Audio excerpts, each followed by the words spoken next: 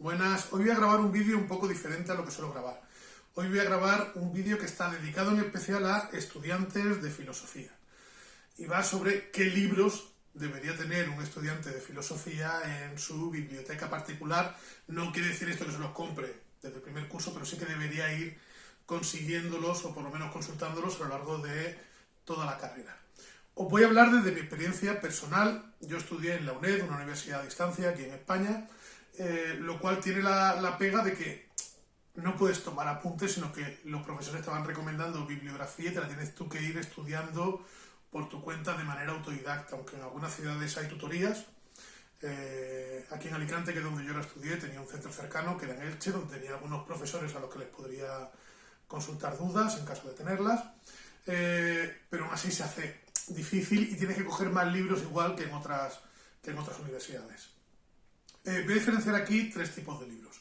El primer tipo de libros serían los libros de consulta general, que aquí estarían en primer lugar las historias de la filosofía, que son colecciones de libros, normalmente es muy raro que esté en un libro solamente, pero colecciones de libros sobre filosofía, sobre filósofos, movimientos filosóficos a lo largo de la historia. Tenemos desde lo más clásico como Coplestone, que es un libro, una colección conocida a nivel mundial, es probablemente de las que tenga una visión más general de la historia de la filosofía. Reale y Antiseri, que también habla mucho del pensamiento científico y cómo ha ido avanzando el conocimiento del ser humano. Aquí ya no solamente es filosófico, sino que también se junta con historia de la ciencia. También existen en España historias de la filosofía muy españolas, por así decirlo, como la de Fraile, que es de las visiones más clásicas dentro de lo que es la visión española de la filosofía. Y luego tenemos a Marzoa, que es un autor bastante novedoso en el sentido de que él explica la filosofía para gente que ya sabe filosofía, y además está muy bien porque la explica deteniéndose mucho en algunos textos, sobre todo en la primera parte, en la parte de los clásicos, de presocráticos y demás, va analizando textos de los que se han podido conservar, de tales de Mileto, etc. Y la verdad es que es una visión hermenéutica muy interesante. Luego historias de la filosofía muy divulgativas. Este año he conocido esta. Es una historia visual, que no es que sea muy extensa, pero sí que tiene bastantes esquemitas que ayudan bastante a comprender. Yo para alumnos de primero de filosofía o de otras carreras que estén estudiando filosofía lo aconsejaría bastante. Luego, aparte de las historias de la filosofía, tenemos en los diccionarios filosóficos. En España tenemos el de Ferrater Mora, que hay una versión abreviada, que es esta de aquí, como veis, bastante abreviada. Y luego hay la parte en 4 tomos, más desarrolladas, y que aquí lo que te va a permitir es, cuando estás estudiando apuntes, si tienes dudas de alguna palabra que te llega de pronto, el poder consultarla, poder ver de qué autores viene, poder ver cómo esa palabra se ha originado, cómo va avanzando, cómo está el debate sobre esa palabra actualmente, sobre ese término, sobre ese concepto, y la verdad es que es muy interesante tenerlo. Esta sería la parte más general de consulta. Como veréis, yo lo tengo aquí arriba, casi todos los de consulta,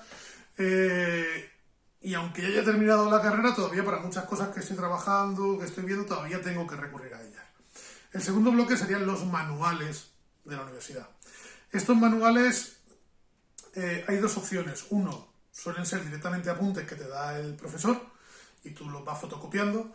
Otros que son manuales más clásicos o que están más hechos. En lógica, por ejemplo, está el de Año, que es un libro de lógica en el que te vienen todas las fórmulas, grandes problemas, y es como el libro más clásico a la hora de estudiar lógica. Aún así hay profesores que te hacen lo suyo propio. Yo, por ejemplo, en la parte de lógica la estudié en la carrera de matemáticas y tenía ahí un profesor, Faraón Llorens, que él había editado su propio manual de lógica y con el que aprendí un montón. Y además la ventaja de que al ser un profesor de informática que daba clases en matemáticas, me dio una visión muy amplia de la lógica y cómo se orienta a programación y demás. Hay otros manuales de filosofía que pasa lo mismo. No es lo mismo un manual de teoría del conocimiento orientado solamente a filósofos, orientado también a especialistas de la psicología.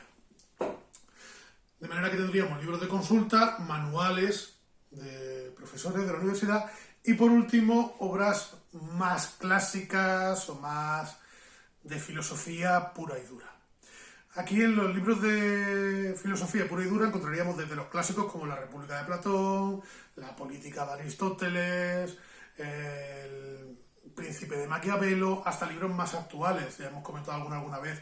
Y dentro de los actuales también hay libros de un autor sobre un tema o libros de varios autores sobre un mismo tema. Es decir, yo puedo encontrar, si quiero estudiar la relación entre religión y política, el diálogo, cómo se da. Pues, por ejemplo, tengo aquí uno de Habermas, de cuando estuve estudiando ese tema, que son artículos de él sobre eso en concreto. Pero también encontré otros sobre ese mismo tema, que era sobre el futuro de la religión, de John Rawls y Bátimo, que te hacían varios artículos sobre este tema. Hace poco salió Sopa de Wuhan sobre el COVID-19, diferentes autores que escribieron artículos en los primeros días ya, y encontramos ese libro gratuito sobre diferentes autores. De manera que la biblioteca del estudiante de filosofía debería estar dividida en 3 partes, por así decirlo. Libros de consulta, manuales, que serían más, te dan una visión general más de la materia, y luego ya por último serían los libros de clásicos o colecciones de artículos de filósofos sobre una temática en general.